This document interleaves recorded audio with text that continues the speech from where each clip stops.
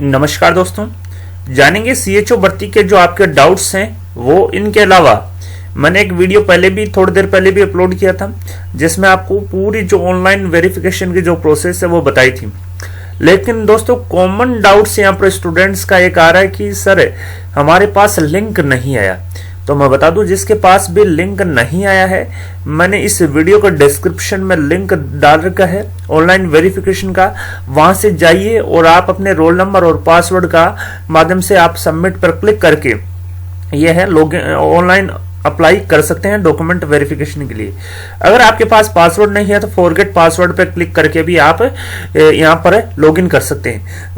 इसके बाद में जैसे ही आप क्लिक करते हैं लॉगिन पे, तो दोस्तों वीडियो पूरा देखिए, थोड़ा सा लंबा हो सकता है लेकिन इसमें संपूर्ण जो नॉलेज है वो आपको दिया जाएगा। आपके डाउट्स हैं मैंने क्लियर करने की कोशिश की है, लेकिन फिर भी आपको क्लियर नहीं होते हैं तो मैं आपको एक बार फिर से यहाँ पर क्लियर कर देता हूँ। जी हाँ दोस्तों, लॉगिन करते हैं तो नया विंडो जो इस प्रकार से आपके पास ओपन होगा।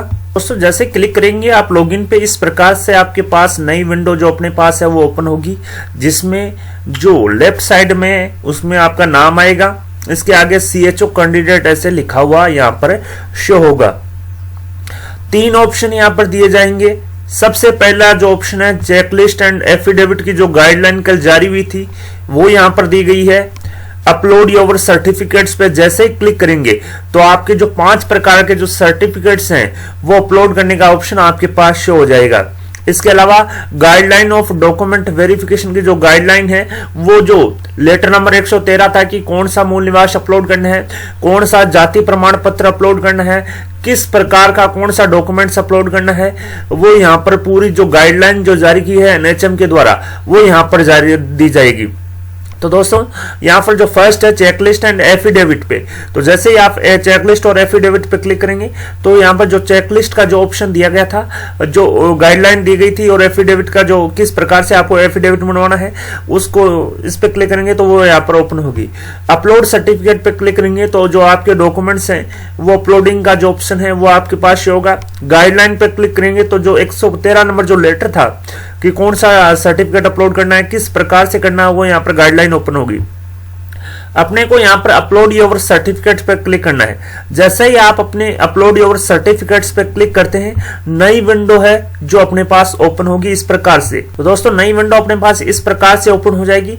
अपने को जो है सारे डॉक्यूमेंट्स हैं वो अपलोड करने हैं। जैसे आप देख सकते हैं यहाँ पर जो कैंडिडेट्स है उसने अपलोड कर दी हैं, जो भी कैंडिडेट्स हैं XYZ। तो यहाँ पर जैसे कि फर्स्ट जो पॉइंट है मैं एक बार फिर से बता देता हूँ, काफी स्टूडेंट्स का कॉमन डाउट आ रहा है कि सर जो फर्स्ट पॉइंट है वो 10वीं का जो बोर्ड सर्टिफिकेट है वो अपलोड करना है या मार्कशीट भी अपलोड करनी है। तो मैं बता दूं 10वीं का जो मार्कशीट और जो सर्टिफिकेट है वो दोनों एक पीडीएफ में यहाँ पर आपको अपलोड करना है, और जो पीडीएफ की जो साइज है वो 500 KB तक हो सकती है। जी हाँ दोस्तों, ओनली pdf.jpg फाइल फॉर्मेट ही अलाउड है। इसके अलावा अन्य फॉर्मेट में आप अपलोड नहीं कर सकते। यहाँ पर जैसे ही आप अपलोड करेंगे तो ओपन एंड व्यू जो ऑनलाइन टू वेरीफाई हो जाएगा। इसके अलावा आप अगर इसको हटा के दूसरा डालना चाहते हैं वो भी कर सकते हैं, और वेरीफाई स्टेटस है वो यहाँ पर ड्यू शो हो रहा है। जैसे ही ऑनलाइन वेरीफाई हो जाएगा इसको ये वेरीफाइड यहाँ पर शो करने लग जाएगा। इसके अलावा क्वालिफाइंग एग्जाम सर्टिफिकेट जो है, अगर आपने जीएनएम कर रखा है तो जीएनएम का डिप्लोमा और जो मार्कशीट है सभी सालों की वो यहाँ पर अपलोड करने हैं। इंटर्नशिप का जो सर्टिफिकेट है वो भी आपको अपलोड करना है। बीएससी आपने किया है तो बीएससी की मार्कशीट और उसकी डिग्री भी आपको अपलोड करनी है। बीएससी कम्युनिटी हेल्थ से किया है तो उसकी जो सारी मार्कशीट और डिग्री अपलोड करनी है। बीएमएस किया है तो उसकी सारी जो मार्कशीट और जो सर्टिफिकेट है वो यहाँ पर अपलोड करने।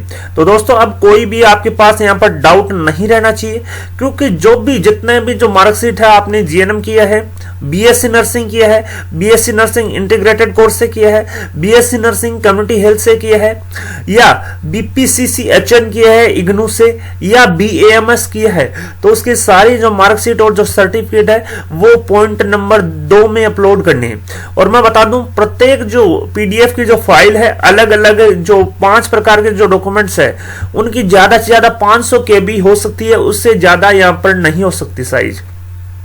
500 KB में आप यहां पर अपलोड कर सकते हैं। इसके अलावा आरएनसी आरबीसी सर्टिफिकेट, आरएनसी और आरबीसी सर्टिफिकेट में आपको जो आरएनसी द्वारा रजिस्ट्रेशन जो सर्टिफिकेट है वो जो जारी किया वैलिड जो सर्टिफिकेट है वो यहां पर अपलोड करना है 500 KB के अंदर अंदर। इसके अलावा कैटेगरी जो सर्टिफिकेट है एससी एसटी ओबीसी जो भी आपकी कैटेगरी है वो यहां पर आपको पॉइंट नंबर जो 4 है उसमें अपलोड करने। अगर आप SC ST OBC EWS MBC जिस भी कैटेगरी का आप रिजर्वेशन का लाभ लेना चाहते हैं वो यहां पर पॉइंट नंबर 4 में यहां पर आपको जो अपना सर्टिफिकेट है वो अपलोड करना है। इसके अलावा कुछ काफी जो कैंडिडेट्स हैं उनका एक कॉमन डाउट आ रहा है इन जाति प्रमाण पत्र और मूल निवास को लेकर। मैं यहां पर थोड़ी देर बाद में आपको बता दूंगा कि किस प्रकार से कौन सा जो मूल निवास है कौन सी जो जाति प्रमाण पत्र वो वैलिड यहां पर रहेगा। इसके अलावा पॉइंट नंबर 5 में आपको जो बोनाफाइड का जो सर्टिफिकेट है जो मूल निवास प्रमाण पत्र है वो पॉइंट नंबर 5 में अपलोड करना होगा। इस प्रकार से यहां पर 5 प्रकार के डॉक्यूमेंट्स आपको अपलोड करने हैं। आप यहां पर अपलोड डॉक्यूमेंट्स पे क्लिक करेंगे। मैं बता दूं 5 प्रकार के जो डॉक्यूमेंट्स हैं वो अपलोड करने हैं। निर्धारित केबी जो केबी है 500 केबी से ज्यादा की फाइल आपको नहीं बनानी है, यानी कि 500 जो केबी की जो फाइल है उसी में सारे जो डॉक्यूमेंट्स हैं वो अपलोड करने हैं। और प्रत्येक साल की जो मार्कशीट है, इसके अलावा जो भी आपका यहां पर देख सकते हैं जो मार्कशीट है, डिग्री है, डिप्लोमा है, इंटर्नशिप की जो मार्कशीट है वो सभी आपको अपलोड करने हैं। अब जो दोस्तों कॉमन डाउट आ रहा है कि सर जाति प्रमाण पत्र किस प्रकार का, मूल निवास किस प्रकार का, मैरिड जो लेडीज हैं जो वुमेन्स हैं उनका काफी कॉमन डाउट्स आ रहा है कि सर मूल निवास तो पति के नाम का बनता है, ये पिता का नाम का कैसे बनवाएं। तो मैं यहां पर एग्जाम्पल के माध्यम से आपको समझाऊंगा कि आप नया बनवा लो, किस प्रकार से आपको बनवाना है वो भी मैं बताऊंगा। तो 5 प्रकार के जो डॉक्यूमेंट्स हैं वो आपको अपलोड करने हैं। तो दोस्तों ये तो था डॉक्यूमेंट अपलोड करने का जो तरीका। अब बात आती है कि सर गाइडलाइन पर अपन क्लिक करते हैं, गाइडलाइंस ऑफ डॉक्यूमेंट वेरिफिकेशन। तो इस पर जैसे ही क्लिक करेंगे तो इस प्रकार से एक नई विंडो अपने पास ओपन होगी।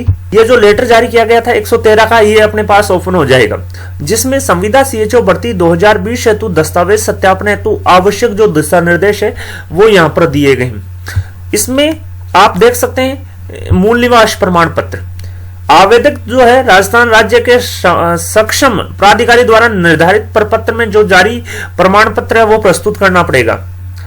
आप देख सकते हैं यहाँ पर जो सक्षम अधिकारी है वो यहाँ पर जो मूल निवास जारी करेगा वो आपको यहाँ पर प्रस्तुत करना है। तो दोस्तों मूल निवास जो आपको इस प्रकार से बनवाना है, जो जेंट्स हैं जो मेल कैटेगरी के जो स्टूडेंट्स हैं उनका जो मूल निवास है वो इस प्रकार से बनता है। जैसे कि किसी स्टूडेंट का नाम है रमेश, तो रमेश सन ऑफ श्री सुरेश, इस प्रकार से उनका मूल निवास बनता है। लेकिन जो महिलाओं का जो मूल निवास है वो सामान्यतः निशा वाइफ ऑफ रमेश इस नाम से बनता है। लेकिन अब उनको क्या करवाना है कि जो फीमेल जो कैटेगरी के जो स्टूडेंट्स हैं जो सीएचओ भर्ती 2020 में, उनको क्या करवाना है Nisha daughter of Suresh wife of Ramesh, इस प्रकार से यहाँ पर जो है वो आपको मूल निवास बनवाना है। तो दोस्तों आपको समझ में आ गया होगा कि किस प्रकार से मूल निवास बनवाना है। तो मूल निवास जो है वो यहाँ पर अपने पिता के नाम से चलेगा, यानी कि पिता के नाम से जारी जो मूल निवास है वो यहाँ पर वैलिड रहेगा। तो जो मूल निवास है वो पिता के नाम से जारी होना चाहिए, जिसमें जो नॉर्मली जो मेल कैटेगरी के जो कैंडिडेट्स हैं उनका पिता के नाम से ही जारी होता है मूल निवास, जैसे कि रमेश सन ऑफ श्री सुरेश, इस प्रकार से आपको मूल निवास बनवाना है। इसके अलावा जो फीमेल कैटेगरी के जो स्टूडेंट्स हैं उनको जो मूल निवास है वो Nisha daughter of Suresh wife of Ramesh, इस तरीके से जो है यहाँ पर मूल निवास प्रमाण पत्र आपको बनवाना है। अब बात करते हैं जाति प्रमाण पत्र की। आप देख सकते हैं आपने अगर SC ST OBC MBC EWS category से आवेदन किया है तो आपके पास जो है इन जो कैटेगरी का जो सर्टिफिकेट है वो होना अनिवार्य है। आप देख सकते हैं SC/ST के लिए, SC/ST के लिए आवेदक द्वारा अपनी जाति से संबंधित राजस्थान राज्य का होना चाहिए। सबसे पहले मैं बात कर लेता हूं, मूल निवास भी आपके पास राजस्थान राज्य का होना चाहिए। अगर आपके पास राजस्थान राज्य का मूल निवास नहीं है तो आप अदर स्टेट के हैं और आपके पास राजस्थान राज्य का मूल निवास नहीं है तो आपको कैटेगरी का लाभ नहीं दिया जाएगा, जनरल कैटेगरी में आपको शामिल किया जाएगा, आरक्षण का लाभ यहां पर नहीं दिया जाएगा।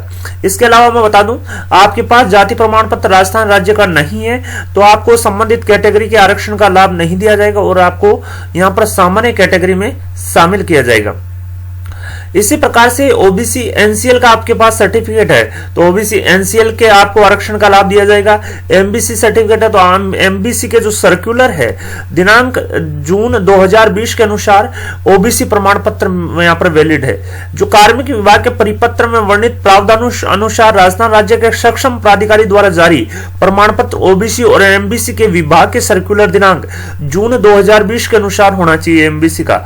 इसी प्रकार से ईडब्ल्यूएस का जो सर्टिफिकेट है वो कार्मिक विभाग का जो सर्कुलर क्रमांक है 2019 का दिनांक 19 फरवरी 2019 के अनुसार होना चाहिए। अगर है तो आपको ईडब्ल्यूएस कैटेगरी का लाभ दिया जाएगा, अगर नहीं है तो ईडब्ल्यूएस कैटेगरी का आपको यहां पर लाभ नहीं दिया जाएगा। अब मैं बता दूं, जो है अब जाति प्रमाण पत्र की बात कर लेते हैं। जो मूल निवास है जो पिता के नाम का है वो राजस्थान राज्य का ही होना चाहिए। अगर राजस्थान राज्य का नहीं है तो आपको आरक्षण के जो प्रावधान है, जो आरक्षण के जो नियम है, उनका यहाँ पर बेनिफिट नहीं मिलेगा। अब बात कर लेते हैं जाति प्रमाण पत्र की। मैं बता दूं, जो कास्ट सर्टिफिकेट है वो पिता के नाम से जारी किया होना चाहिए और राजस्थान राज्य का होना चाहिए। मैं बता दूं, मेल कैटेगरी का जो जाति प्रमाण पत्र है वो रमेश शनोप सुरेश के नाम से, जैसे इस प्रकार से होता है। इसी प्रकार से जो फीमेल कैटेगरी के जो कैंडिडेट्स हैं, चाहे वो मैरिड हैं चाहे अनमैरिड है, उनका जो जाति प्रमाण पत्र है वो हमेशा ही पिता के नाम से जारी किया जाता है। यानी कि दोस्तों पीहर पक्ष से ही उनका जाति प्रमाण पत्र जारी किया जाता है, न कि ससुराल पक्ष की ओर से। तो यहाँ पर जो जाति प्रमाण पत्र है उसमें किसी प्रकार का यहाँ पर लफड़ा नहीं है। लफड़ा होता है ओनली मूल निवास में, क्योंकि जो मैरिड जो लेडीज हैं उनका जो मूल स्थान है निवास का वो चेंज हो जाता है शादी के बाद में। वो अपने पति के यहाँ पे रहती है तो वो पति के नाम से जारी जनरली वो जाति मूल निवास बनवाती है। लेकिन मैंने जो आपको मूल निवास का जो फॉर्मेट बताया उसी प्रकार से आपको मूल निवास यहाँ पर बनवाना है। मूल निवास जो है पिता के नाम से होना चाहिए। इसी प्रकार से राजस्थान राज्य का होना चाहिए। फीमेल जो कैटेगरी के जो कैंडिडेट्स हैं जो मैरिड हैं वो इस प्रकार से बनाएंगे, Nisha daughter of Suresh wife of Ramesh. इसी प्रकार से जाति प्रमाण पत्र भी राजस्थान राज्य में राजस्थान राज्य का होना चाहिए, पिता के नाम से जारी होना चाहिए। और जो चाहे मैरिड कैटेगरी के जो लेडीज हैं या अनमैरिड हैं उन्हें दोनों में ही कोई फर्क नहीं होता है, क्योंकि दोनों ही कैटेगरी में जो जाति प्रमाण पत्र है वो हमेशा ही पीहर पक्ष की ओर से जारी किया जाता है, न कि ससुराल पक्ष की ओर से। और दोनों में ही जो है यहाँ पर पिता के नाम से जारी जाति प्रमाण पत्र यहाँ पर जारी किया जाता है। तो दोस्तों जाति प्रमाण पत्र का जो लफड़ा है आपको समझ में आ गया होगा। इसी प्रकार से जो एक कॉमन डाउट था जो मैरिज सर्टिफिकेट को लेकर था कि सर मैंने जब फॉर्म भरा था, जो सीएचओ भर्ती 2020 का जो फॉर्म भरा था तब अनमेरिड थी मैं, यानी कि जो कॉमन डाउट्स आ रहा है अनमेरिड थी या अनमेरिड था, और इसके बाद में आपने विवाह कर लिया तो उसका यहां पर क्या किया जाए। तो अगर आपने विवाह कर लिया और विवाह प्रमाण पत्र आपका जारी हो चुका है, जो फॉर्म भरते समय आप अनमेरिड थे अब मैरिड हो गए, आप अपना जो विवाह प्रमाण पत्र है वो लगा सकते हैं। इसके अलावा आपको शपथ पत्र भी यहाँ पर जारी करना होगा कि मैंने फॉर्म भरा था तब अनमेरिड थी और अब मैरिड हूं, या तो इस प्रकार से आप लगा सकते हैं। अगर आपने विडो डाइवोर्स कैटेगरी का आरक्षण का लाभ लेना चाहते हैं तो उसका प्रमाण पत्र भी आपको लगाना पड़ेगा। एक्स सर्विसमैन कैटेगरी से आपने आवेदन किया तो एक्स सर्विसमैन कैटेगरी, यानी कि दोस्तों मैं बता दूं यहाँ पर जो है, यहाँ पर जो कैटेगरी है, जो 4 नंबर में जो कैटेगरी है जिसमें आपने आवेदन किया है वो यहाँ पर चेंज हो जाएगी। यानी कि जो एससी का जो बंदा है वहां पर यहाँ पर कैटेगरी ऑफ एससी सर्टिफिकेट आएगा, एसटी का बंदा है तो वहां पर कैटेगरी एसटी सर्टिफिकेट आएगा, ओबीसी का बंदा है तो कैटेगरी ओबीसी सर्टिफिकेट आएगा, एमबीसी का बंदा है तो कैटेगरी एमबीसी सर्टिफिकेट आएगा, ईडब्ल्यूएस कैटेगरी का आपने लाभ लिया है तो कैटेगरी ईडब्ल्यूएस सर्टिफिकेट आएगा। एक्स सर्विसमैन का लाभ लिया है तो कैटेगरी एक्स सर्विसमैन आएगी। इसके अलावा आपने पीएच का लाभ लिया है तो कैटेगरी पीएच सर्टिफिकेट आएगा। इस प्रकार से आपकी जो कैटेगरी है वो वेरी होती जाएगी, यानी कि यहाँ पर आपको जरा भी पैनिक होने की आवश्यकता नहीं है। मैंने आपको ए से लेकर जेड तक के यहाँ पर दिया है नॉलेज की किस प्रकार से आपको जो डॉक्यूमेंट वेरिफिकेशन का जो है काम करवाना है। इसके अलावा आपको जाति प्रमाण पत्र और मूल निवास से संबंधित जो डाउट्स थे वो भी यहां पर क्लियर कर दिए। जो क्वालिफाइंग एग्जाम का जो सर्टिफिकेट है या मार्कशीट कौन सी अपलोड करनी है, सर्टिफिकेट अपलोड करना है या मार्कशीट अपलोड करनी है या दोनों अपलोड करनी है, वो भी मैंने बताया कि जो सर्टिफिकेट है और मार्कशीट है वो यहां पर सारी अपलोड की जानी है। और दोस्तों निर्धारित जो केबी है वो 500 केबी में ही आपको यहां पर अपलोडिंग का काम करना है। तो दोस्तों यहाँ पर आपको निर्धारित जो डॉक्यूमेंट्स हैं वो अपलोड करने हैं। यहाँ पर पूरी गाइडलाइन दी गई है, यानी कि जो आपको शंका की गुंजाइश ही नहीं होनी चाहिए। आपको जो वैलिड आरएनसी और आरबीएम का जो सर्टिफिकेट है वो भी अपलोड करना है। और मैं यहाँ पर बता दूं कि जो है संविदा सीएचओ भर्ती 2020 की दिनांक 10 नवंबर को आपकी एग्जाम हुई थी, वहां तक आपका मान्य होगा। अगर आपने वहां पर रिन्यू भी करवा लिया तो 10 जो नवंबर तक का है जो आयोजित होने की जो दिनांक है वहां तक का मान्य होगा। और इसी रसीद के आधार पर डॉक्यूमेंट वेरिफिकेशन की दिनांक तक आरएनसी और आरबीएम का पंजीकरण प्रमाण पत्र प्रस्तुत करना अनिवार्य है। यहां पर एक केस भी हुआ दोस्तों रजिस्ट्रेशन को लेकर, मंजू देवी बनाम अन्य व राजस्थान सरकार का जो केस है वो यहां पर डॉक्यूमेंट वेरिफिकेशन के लिए जो रजिस्ट्रेशन का जो प्रमाण पत्र है वो जो उससे जो केस है वो यहां पर हुआ है, जिसमें डॉक्यूमेंट वेरिफिकेशन के समय आरएनसी और आरबीएम का रजिस्ट्रेशन प्रमाण पत्र आवेदन की अंतिम तिथि दिनांक 26/9/2020 तक या उससे पूर्व की तिथि तक प्रस्तुत किया जाना आवश्यक है। परंतु रजिस्ट्रेशन प्रमाण पत्र उक्त तिथि के बाद की दिनांक को जारी हुआ है तो रजिस्ट्रेशन प्रमाण पत्र के साथ 26/9/2020 तक या उससे पूर्व की आरएनसी आरबीएम में आवेदन प्रस्तुत करने की रसीद प्रस्तुत करना आवश्यक है।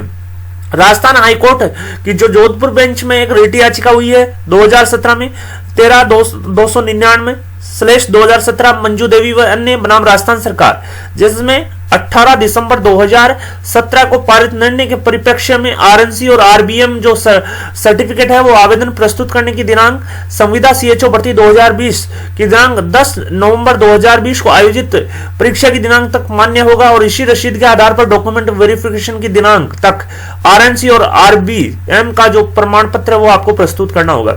इसी प्रकार से दोस्तों जो डॉक्यूमेंट वेरिफिकेशन का जो काम है वो यहाँ पर 6 स्थानों पर 8 केंद्रों में किया जाएगा, यानी कि जयपुर, जोधपुर, कोटा, उदयपुर और बीकानेर में एक एक जगह और जयपुर में सीफू, इसके अलावा गवर्नमेंट नर्सिंग कॉलेज और आरएनसी में यहाँ पर होगा। तो दोस्तों आपको कोई भी शंका की यहाँ पर गुंजाइश नहीं होनी चाहिए, क्योंकि मैंने आपको एक एक पॉइंट यहाँ पर क्लियर किया है। फिर भी आपको कोई डाउट है तो वहां पर कमेंट बॉक्स में आप कमेंट कर सकते हैं। इसके अलावा जैसे ही आप चेकलिस्ट पे क्लिक करेंगे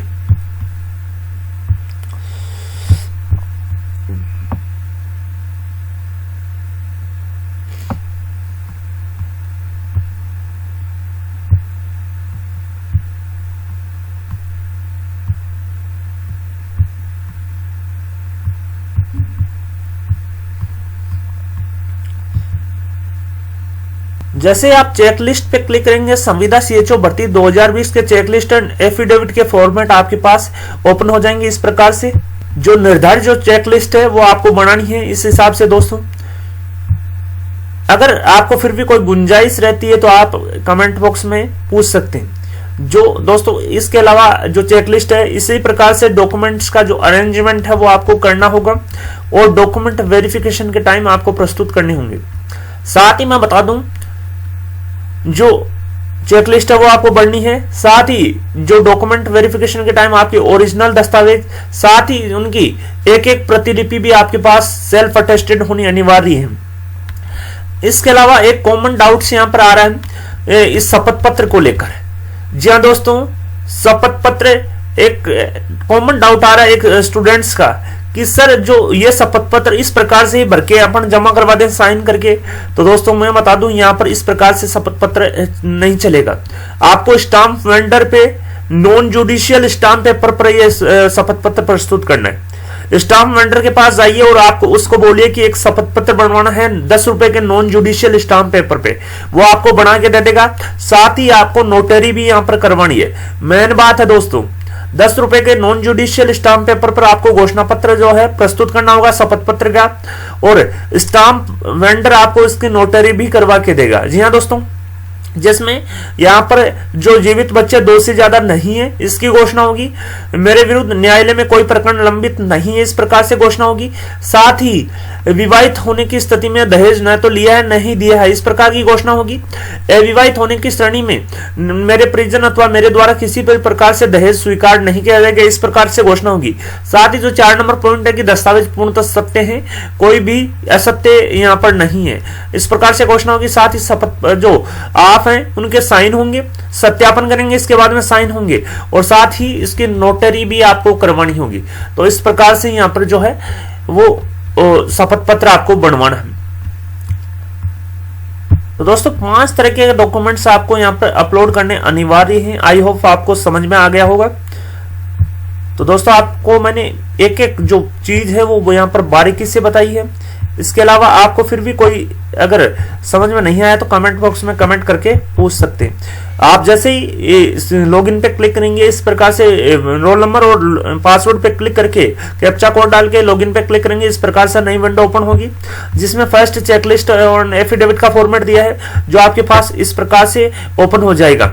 इसके बाद में आप जैसे ही डॉक्यूमेंट जो अपलोड पे सर्टिफिकेट पे क्लिक करेंगे तो आपके पास इस प्रकार से जो है वो विंडो अपने पास ओपन हो जाएगी जिसमें आप अपने डॉक्यूमेंट्स अपलोड कर सकते हैं। इसी प्रकार से आप गाइडलाइंस पे क्लिक करेंगे तो जैसे ही गाइडलाइन पे आप क्लिक करेंगे, जैसे ही आप गाइडलाइन पे क्लिक करेंगे तो इस प्रकार से एक नई विंडो अपने पास ओपन हो जाएगी जिसमें सारी जो गाइडलाइन है वो दी गई है। आई होप दोस्तों वीडियो पसंद आए तो अपने दोस्तों के साथ ज्यादा से ज्यादा लाइक और शेयर करना ना भूले। इसके अलावा जो CHO भर्ती जो 2020 में जो सिलेक्टेड कैंडिडेट्स हैं उनका टेलीग्राम ग्रुप बना रखा है, वहां पर जाइए और वीडियो को डिस्क्रिप्शन में लिंक दिया है तो वहां से आप ज्वाइन कर सकते हैं। साथ ही जिस स्टूडेंट्स के पास ये जो लिंक नहीं आया है वो डायरेक्ट अपने जो मैंने लिंक दे रखा है वीडियो के डिस्क्रिप्शन में वहां से जाके लॉगिन कर सकता है। Thank you for watching Rajasthan बेरोजगार छात्र संघ। वीडियो को ज्यादा से ज्यादा लाइक कर दें, शेयर करें, कमेंट करें और आपकी अपनी यूट्यूब चैनल राजस्थान बेरोजगार छात्र संघ को सब्सक्राइब करें। धन्यवाद दोस्तों।